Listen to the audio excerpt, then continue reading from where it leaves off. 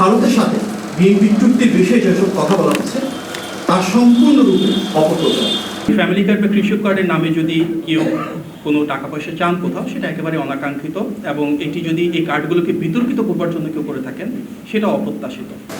রাজনৈতিক দলের খুব প্রভাবশালী একজন নেতা ভারতের সঙ্গে চুক্তির বিষয়ে যে দাবিটি করেছেন, তিনি একটি মিডিয়ার কথা বলেছেন। স্বাভাবিকভাবেই তার সপক্ষে তিনি কোনো প্রমাণ উপস্থাপন করতে পারেননি, কোনো প্রমাণ উপস্থাপন করতে পারবেনও না।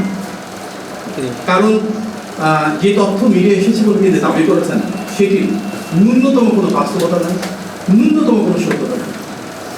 তাহলে কি আমরা বলতে পারি যে বিতর্ক তৈরি করার জন্য এটি একটি রাজনৈতিক অপকৌশল? আর যদি ওনাকে ভুল তথ্য প্রদান করা হয় বা বিভ্রান্তি ছড়ানোর জন্য করা হয়, তাহলে কি সেটা ওনার অজ্ঞতা?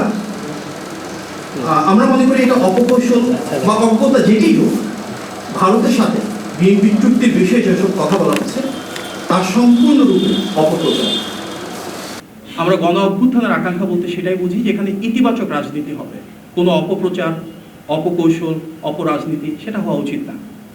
কারণ বিএনপি রাজনীতি মানেই তো বাংলাদেশপন্থী রাজনীতি।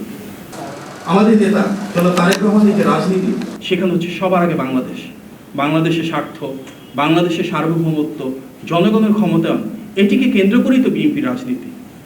নতুন রিন গভীর থেকে পরিষ্কার করে কাপড়কে রাখে নতুনের মতো উজ্জ্বল। নতুন রিন অ্যাডভান্সড পাউডার। জনাব তারেক রহমানের নেতৃত্বে কিন্তু আমরা দেখেছি তিস্তার পারে, পদ্মার পারে পানির ন্যায্য হিস্যার জন্য ধারাবাহিকভাবে বিশাল প্রোগ্রাম করা হয়েছে, সমাবেশ করা হয়েছে। এটিই তো বিএনপির রাজনীতি। ফেলানী হত্যার পরে সবার আগে প্রতিবাদ করেছিল বিএনপি, রাজপথে নেমে এসেছিল বিএনপি দেশনেত্রী বেগম খালেদা জিয়ার নেতৃত্বে। নতজন পররাষ্ট্র নীতি থেকে বেরিয়ে এসে দেশের সার্বভৌমত্ব প্রতিষ্ঠা করা, আধিপত্যবাদের বিরুদ্ধে রুখে দাঁড়ানো, এটিই তো শহীদ প্রেসিডেন্ট জিয়া রহমানের রাজনীতি। সুতরাং বিএনপি দেশের জন্য, দেশের মানুষের জন্য, বাংলাদেশের স্বাধীনতা এবং সার্বভৌমত্বের জন্য আমাদের নেতৃত্বে সবার আগে বাংলাদেশ প্রতিষ্ঠা করবে। কোনো রকম অপপ্রচার না হওয়া, সেটি আমাদের প্রত্যাশা। ধন্যবাদ। আমরা তো বলেছি ফ্যামিলি কার্ড বা কৃষক কার্ডের নামে যদি কেউ কোনো টাকা পয়সা চান কোথাও, সেটা একেবারে অনাকাঙ্ক্ষিত, এবং এটি যদি এই কার্ডগুলোকে বিতর্কিত করবার জন্য কেউ করে থাকেন, সেটা অপ্রত্যাশিত। না হওয়ার তো প্রশ্নই ওঠে না। বাংলাদেশের ইতিহাসে কৃষি বিপ্লব করা হয়েছিল শহীদ প্রেসিডেন্ট জিয়া রহমানের হাত ধরে, খাল খনন কর্মসূচি হয়েছিল ওনার সময়। সবচেয়ে বেশি কৃষক হতে পারেন প্রান্তিক, ক্ষুদ্র, মাঝারি, বৃহৎ, প্রত্যেকের ভাগ্যের পরিবর্তন হয়েছিল শহীদ প্রেসিডেন্ট জিয়া রহমানের সময়। আজকে আমরা কৃষক কার্ড আমাদের নেতা জনাব তারেক রহমানের মাধ্যমে ওনার নেতৃত্বে উপস্থাপিত হয়েছে। ইনশাল্লাহ অবশ্যই বিএনপি রাষ্ট্র পরিচালনা আসলে সেটি কার্যকর করা হবে। শুধু বাংলাদেশ না, সারা বিশ্বে নারীর ক্ষমতায়নের জন্য সবচাইতে বড়, সবচাইতে সমাদৃত যিনি রাষ্ট্রনায়ক, তিনি কিন্তু দেশনেত্রী বেগম খালেদা জিয়া।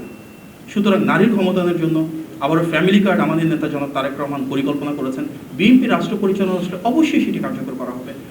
নারীদের জন্য পৃথক মন্ত্রণালয়, সেটি তো বিএনপির সৃষ্টি। সুতরাং বিএনপির যে লিগেসি রয়েছে সেটিকে ধারণ করে বর্তমানে আমাদের নেতার যে প্ল্যান্সগুলো রয়েছে, যে ভিশনগুলো রয়েছে, সেগুলো ইনশাআল্লাহ গণতান্ত্রিক বাংলাদেশে নির্বাচিত সরকার অবশ্যই কার্যকর করবে।